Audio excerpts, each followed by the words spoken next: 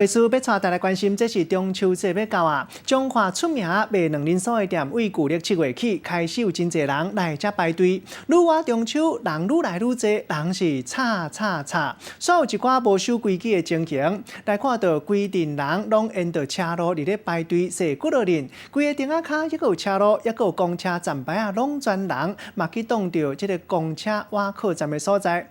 你咧关心这件代志进前，煞要来关心，这是人咧讲一好甲一歹。花莲火车头新站去年开始启用，嘛特别强调这是环保的设计，注重生态平衡，也有节能这个观念。因为内底大部分拢是开放的空间，无特别开冷气，嘛引起了一寡人伫咧算。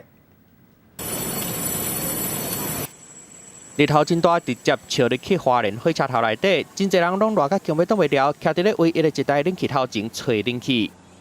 很热啊，很热。你就看我在这里吹冷气，刚好有冷气，吹一下。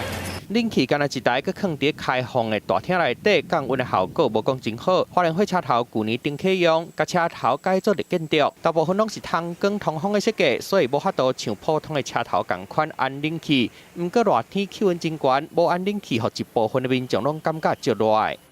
会热啊，但是我觉得主要原因是在于遮蔽物有点少。我觉得如果再热一点，可能因为玻璃太多了，可能会采光好，可是阳光可能会进来吧。如果这真的是夏天的话，人多的话，或许一般人是没办法接受的。不过对环保的建筑的设计，嘛有民众有无同的看法，感觉通风的设计会当感受到自然风，真环保。可能我们因为在花莲这种天气习惯了吧，习惯。进来这里还觉得有点酸了。